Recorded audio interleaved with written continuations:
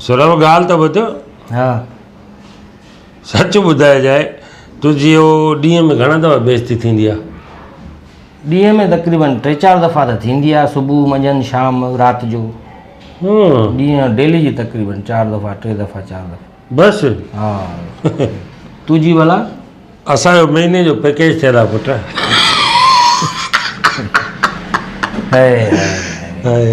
ॻाल्हि ॿुध, सची सची ॻाल्हि ॿुध। अॼु वेठो बि आहियां, मुंहिंजे पाण में अकेला बि वेठा आहियूं।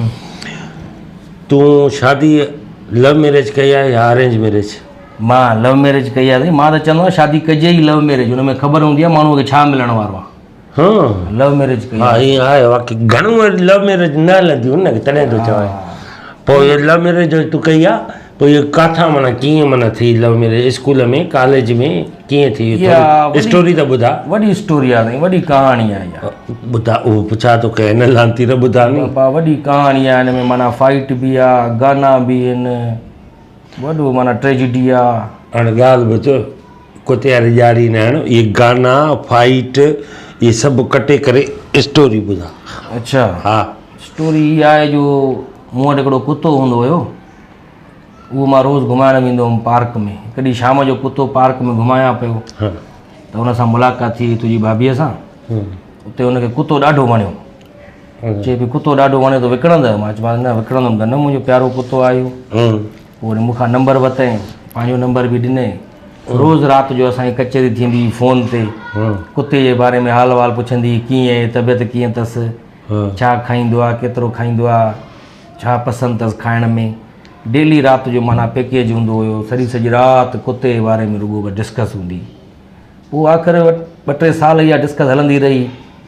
पोइ वरी मां चयोमांसि हाणे ॻाल्हि ॿुध, कुते जे करे पंहिंजी मुलाक़ात थी आहे, छो न पाण शादी कयूं? कुतो पाण ॿिन्ही जो थींदो, विकिणंदो मां बि कोन ऐं तूं बि वठंदी आहे त मां ॾींदुमि कोन, इन करे शादी करे था छॾियूं, कुतो पाण ॿिन्ही जो थी वेंदो। पोइ शादी करे छॾीसीं। असां शादी कई त कुते जी शादी बि कराइणी हुई। कुते जी शादी बि कराईसीं, पर उनखे वरी 2 गुलर थिया। पोइ वरी अॻिते हली कुझु सालनि खां पोइ वरी कुतो मरी वियो। कुतो जो मरी वियो, अची मूंखे टेंशन थियो वॾो। पोइ मां 2 गुलर थिया, हुन में 2 गुलर माना हिकिड़ो तूं आहे, ॿियो कहिड़ो गुलर? न मां न, यार मुंहिंजो कुतो हुयो। पोइ मां चयो मां हाणे कुतो त मरी वियो, ईअं न त कुते जे करे पंहिंजी मुलाक़ात थी, शादी बि थी, हाणे तूं मूंखे छॾे ॾे त पोइ त चए न मां तोखे कीअं थी छॾे सघां? मां चयो छो? चए तूं मुंहिंजे मरहूम जी आख़िरी निशानी आहे।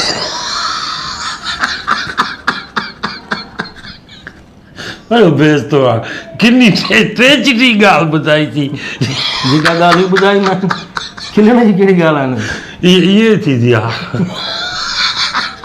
छा कहाणी ॿुधाई मां न पंहिंजी।